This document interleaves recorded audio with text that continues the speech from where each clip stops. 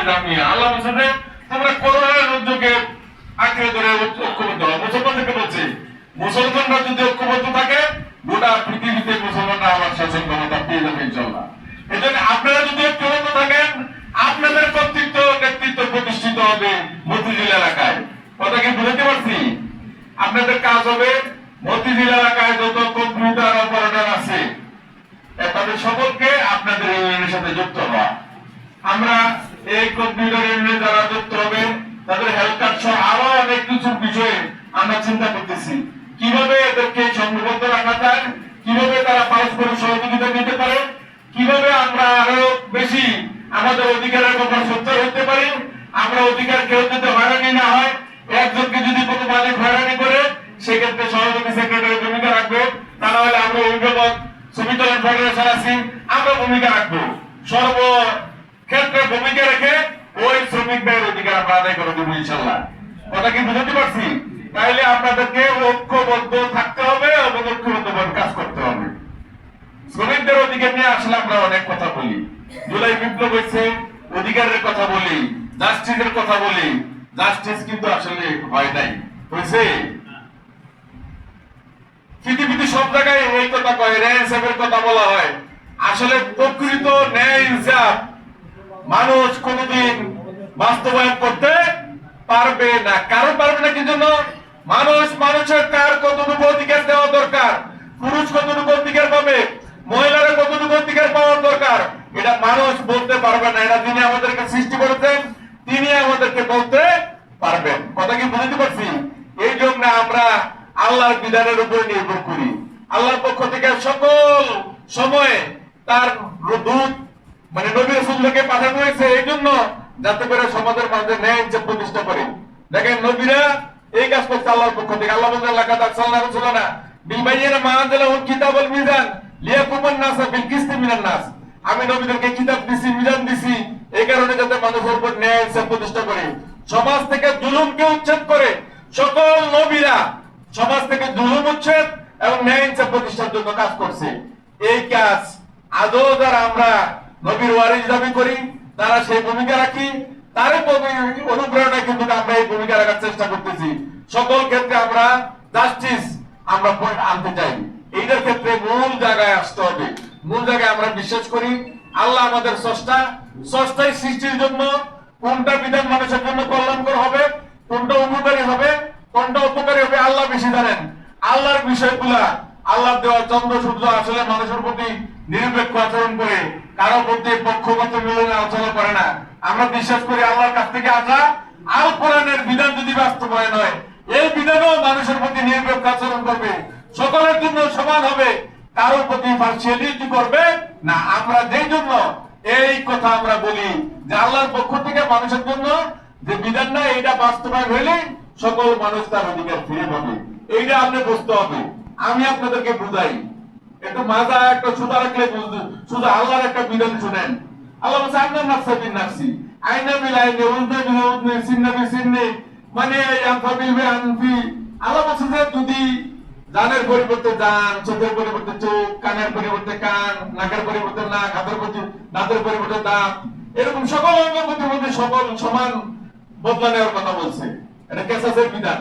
আমি যদি একটা আল্লাহর কথাই যদি বাস্তবায়ন করতে যায়, কাউকে যদি হত্যা করা হয় আল্লাহ বলছে তাদেরকে তাকে হত্যা করা হলো, তাইলে কোন মানুষ সাহস করবে আরেক মানুষকে হত্যা করতে? চিন্তা করে দেখেন আল্লাহর বিধানে কেমন। কিন্তু এই দেখেন কেউ আর নিজে নিজে হাতে উঠাবে না আরো যদি হত্যা করার জন্য। কেউ হাত ভেঙে দেয়, মালিক যদি শ্রমিকের হাত ভেঙে দেয়, আল্লাহর বিধান হলো মালিকেরও হাত ভেঙে দাও। মানে সে আইন নিজের হাতে কি করতে পারবে না, নিতে পারবে না। তাইলে এই কাজ যদি বলা হয় কোন মালিক সাহস পাবে কর্মচারীকে হাত দিতে? ইসলামের আপনি সবগুলা বিধান আল্লাহর বিধান গুলো এরকম যেগুলার প্রতি হইলে বাস্তবায়ন হলে সকল মানুষের অধিকার নিশ্চিত হবে, গোটা পৃথিবীর মানব বেঁচে যাবে। এখানে সকল ধরনের দাঁড়ানোর নিরাপত্তা নাই, যে কেউ কোন জায়গায় যে খুন হয়ে যেতে পারে আশঙ্কাটা কি এরকম আশঙ্কা থাকবে না। বলা আছে ইসলামের বিধানে যে যদি বলা যায় গ্রামে লোক মারা পড়ে রয়েছে কেউ জানে না, ওই গ্রামবাসী সকল গ্রামবাসী দায়বদ্ধ থাকবে, সকল গ্রামবাসী মুক্তিপণ রক্তপণ দিতে হবে এবং 100টা উটের বা 100টা গরুর সম পরিমাণ। যে তোমরা কেন বলতে পারো না এই লোক আমাদের দায়বদ্ধতা। এই জন্য সকল লোক তখন পাহারা দিব যে তার এলাকায় যাতে খুনের ঘটনা না ঘটে, তাহলে তাদের উপরে কি হবে, জরিমানা চাপবে। সুতরাং এই আল্লাহর বিধানগুলো এতই সুন্দর, আমি বলতে পারবো যেগুলা বাস্তবায়ন হইলে মানুষের সমাজে কি হবে, শান্তি এবং নিরাপত্তা চলে আসবে। আমরা এই জন্যই বলি, আমরা যে যেখানেই থাকি না কেন, আমরা আইন কারণটা আমরা বলি এই দেশটা আমরা সকলের, প্রত্যেকে তার ধর্ম পালন করবে, কিন্তু আইন কারণটা মানুষ রাষ্ট্র পরিচালনার জন্য একটা বিধিবিধান প্রয়োজন আছে। আমরা বলি আইন কানুনের ক্ষেত্রে, বিধিবিধানের ক্ষেত্রে সেখানে আল্লাহর বিধিবিধান প্রতিষ্ঠিত থাকলে সকল ধর্মের লোকেরা, সকল মতের লোকেরা তারা নিশ্চিত অধিকার পাবে, দেশটা শান্তি প্রতিষ্ঠিত। আমাদের কথাটা এইটা পরিষ্কার বুঝলে ভালো হবে। আমরা এটা অন্য বলি না যে এখানে আর কোনো না, আমরা বলি সব ধর্মের লোকেরা সব ধর্ম পালন করবে, খালি বিধিবিধানটা কোন কাছের বিধিবিধান কার, এটা ব্রিটিশের রেখে দেওয়া, কার রেখে দেওয়া, ব্রিটিশদের রেখে দেওয়া। আমরা বলি ব্রিটিশদের রেখে দেওয়া না, আল্লাহর দেওয়া ওই বিধানটা যদি বাস্তবায়ন হয় তাইলে মানুষ হয়রানি হবে না, যুগের পর যুগ মামলার বিষয়ে জড়িত হবে না। জমির একটা সিভিল মামলা 1 যুগ 2 যুগ 3 যুগ চলে যায়, ফয়সালা হয় না।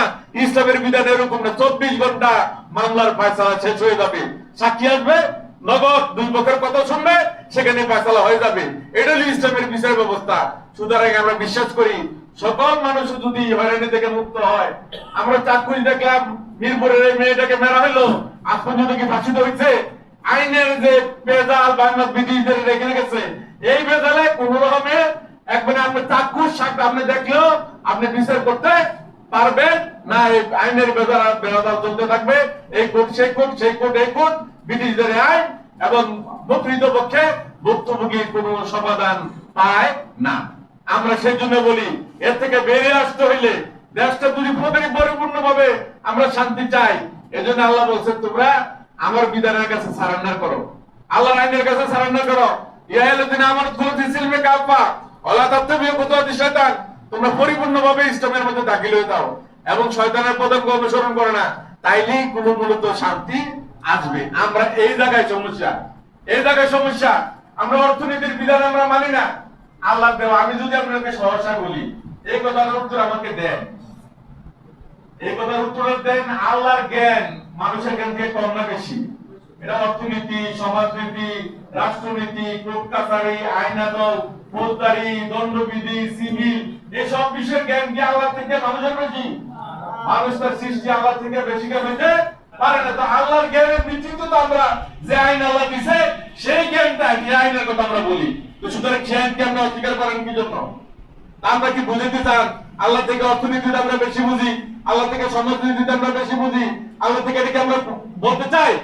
এই কথা যদি কোন মুসলমান বলে যে আল্লাহ সব অন্য কিছু নামাজ রোজার বিধান দিয়েছে ঠিকই, আর অন্য বিষয়গুলো আমরা আল্লাহ থেকে বেশি বুঝি, এই কথা বললে কি ঈমান থাকবো? মানে আমরা কি আসলে ঈমান আছে? বুঝলেন নাকি? আমরা তো আল্লাহর কোন ক্ষেত্রে কিনেই নাই, আর কোন সাজেশন আল্লাহর কাছ থেকে আমরা, কোন সাবজেক্টের সাজেশন আমরা আল্লাহর কাছ থেকে নেই নাই। আল্লাহর নামাজ রোজা হজ যাকাত ছাড়া অন্য কোন সাবজেক্টের ইয়ে কি আমরা নিছি, জ্ঞান কি নিছি? কথা বলেন নাই? তাহলে এটা না নিলে আমরা কি, আমরা কি মুসলমান আছি না নাই? এখন আর কইতে পারবেন না যে আমরা তো আসলে ইচ্ছা করে এটা বাদ দেই নাই। যারাই বাদ দিয়েছেন, যারা এই 55 বছর ক্ষমতায় এসেছেন, এই আল্লাহর এই সকল ক্ষেত্রে সকল আইনকে বাদ দিয়েছেন, মানব রচিত মতবাদ বাস্তবায়ন করার চেষ্টা করেছেন। দেশ স্বাধীনের পরে শেখ মুজিবুর রহমান মনে করছেন যে দেশ পুরাটাই কি করবে, সোনার বাংলা বানিয়ে ফেলবে। শেষ পর্যন্ত ৭৪-এর দুর্ভিক্ষে 1 লক্ষেরও অধিক মানুষ না খেয়ে মারা গেছে। পারে না শান্তি দিতে, মানুষ অতিষ্ঠ হয়ে যাওয়ার কারণে জুলুমে একেবারে ভরপুর হয়ে গেছে দেশটা, যার কারণে শেষ পর্যন্ত আল্লাহ এটা সিদ্ধান্ত নিচ্ছে। এটাই জুলুম বাদ গেছে। জিয়াউর রহমান আসলেন, জিয়াউর রহমান আসার পরেও দেশকে উন্নয়নের জন্য চেষ্টা উনি করলেন, খাল কাটলেন, গাছ লাগাইলেন, অনেক কিছু করলেন, দেশে শান্তি আনার চেষ্টা করলেন, কিন্তু প্রকৃতপক্ষে শান্তি আনতে পারে নাই। শেষ পর্যন্ত সেনাবাহিনীর একটা অংশ তাকে শহীদ করে দিল। তারপরে আবার যে এরশাদ সাহেব আসলেন, এরশাদ সাহেব একই অবস্থা, দেশের কল্যাণের জন্য কাজ করার চেষ্টা করলেন, 2 দিনে নির্বাচন করলেন, কোন রকমে কিছু করতে, সুবিধা করতে, দুর্নীতি একেবারে সকল জায়গায় দুর্নীতি শুরু করেছে, তার ঘর থেকে রোশনের দেশ থেকে শুরু করে কোনোভাবে শান্তি আসে নাই। তারপরে আবার বিএনপি গভর্নমেন্ট আসলো। আমি আপনাকে বলতেছি এতবার যে আপনার পরিবর্তন হইলাম, আসলে কি দেশ থেকে কোনো কালে দুর্নীতি বন্ধ হয়েছে, খুন খারাপি বন্ধ হয়েছে, চুরি বন্ধ হয়েছে, রাজধানী বন্ধ হয়েছে? হয়নি। কারণ এইটা আইনটা এমন ভাবে তৈরি হয় যারা ক্ষমতা থাকবে তারা যাতে সুবিধা পায়, জনগণ যাতে সুবিধা না পায়, যে যেভাবে আছে তখন এভাবে আইন তৈরি করে। কিন্তু ইসলামের আইনে এরকম কোনো সুযোগ নাই, কোনো ফ্যাসিলিটি নাই। এই জন্য আমরা শ্রমিকদের মূল অধিকার তখন আমরা পাবো যখন কি হবে, ইসলাম প্রতিষ্ঠিত হবে। রক্ত আমরা অনেকবার দিছি, জুলাইতে দিছি, আমাদেরকে দরকার লাগলে আরো একবার রক্ত দিতে প্রস্তুত থাকতে হইব। আল্লাহ বলছে তোমরা রক্ত দিতে হবে। অকাতিল মাতালা তাকুনা পর্যন্ত এখন দিন কুল্লিল্লাহ, পরিপূর্ণভাবে দিন প্রতিষ্ঠা হওয়ার আগ পর্যন্ত তোমরা লড়াই চালিয়ে যেতে হবে। আমরা আমাদের চেষ্টা প্রচেষ্টা অব্যাহত রাখবো যতক্ষণ না পরিপূর্ণভাবে এই দেশে ইসলামের বিধান বাস্তবায়ন হবে। আমরা এটা বিশ্বাস করি, এটা পরিপূর্ণভাবে বিশ্বাস করি। এটা হইলেই প্রকৃতপক্ষে মানুষের শান্তি প্রতিষ্ঠিত হবে, শ্রমিকদের অধিকার প্রতিষ্ঠিত হবে, শ্রমিকরা সকল উন্নয়নের ক্ষেত্রে ভূমিকা রাখে, বঞ্চিত হয়, এটা হবে না। ইসলামের দৃষ্টিভঙ্গিতে সকল মানুষ সমান। মানে একজনের গাছতলায় রাখলে আর কোন বীজতলায় রাখলে আল্লাহ বলে দুজনে সমান আমার কাছে। এটা আলাদা কোনো না, আলাদা কোনো বিচারের ব্যবস্থা নাই যে বড় লোকদের এক ধরনের, গরিবদের জন্য আলাদা। ইসলামের কথা বলে না, একমাত্র ইসলাম ধর্মের বলে তোমার যে কর্মচারী তাকে সাথে নিয়ে তুমি খাবার খাও। মানে ইসলাম ধর্ম এমন কথা বলে, মানে এটা আপনি আশ্চর্য করে, অন্য কোন ধর্মের ক্ষেত্রে এরকম নাই। এই ধর্মে সকলে যায় নামাজ পড়তে গেলে একের পাশাপাশি তারা, এখানে কোনো কি নাই, কোনো ধনী গরিব নাই। ইসলামের সকল ক্ষেত্রে সকলকে সমান দৃষ্টিতে দেখে। আমরা মনে করি এই দৃষ্টিভঙ্গি বাস্তবায়ন হইলেই সকলকে তার যোগ্যতার আলোকে মর্যাদা দেওয়া হবে, যোগ্যতার আলোকে মর্যাদা হবে, তার বংশ বলিন্দের কারণে নয়। এই জায়গায় আমরা ফিরে যেতে চাই, আর এই জায়গাতে ফিরে যেতে হলে আমাদেরকে ইসলামের কাছে ফিরে যেতে হবে। সুতরাং আপনারা এখানে যারা আছেন এই তৎপরতা অব্যাহত রাখতে হবে। আপনাদের দ্বারা আমরা আশা করবো মতিঝিলের সকল কম্পিউটারের সাথে যারা জড়িত সকল ভাইদেরকে সংগঠিত করবেন। আগামী দিনে আমরা যাতে আরো বলিষ্ঠ ভূমিকা রাখতে পারি, আমরা সকলকে নিয়ে সামনের দিকে এগিয়ে যেতে পারি। আর নতুন কমিটির প্রতি আল্লাহর কাছে দোয়া চাই, তারাও যেন এই সকলের কল্যাণে ভূমিকা রাখতে পারে। আসলে আমাদেরকে আল্লাহ সৃষ্টি করছে এই জন্য, কুনতুম খায়রা উম্মাহ উখরিজাত লিন-নাস তা'মুরুনা বিল মা'রুফ ওয়া তানহাউনা আনিল মুনকার। এই কাজ অব্যাহত রাখতে হবে। আল্লাহ বলেছে মানুষের কল্যাণের জন্য আমাদের সৃষ্টি করা হয়েছে, কাজ হলো সৎ পথের আদেশ, অসৎ কাজের নিষেধ। এই কাজ আমরা চালিয়ে যাব।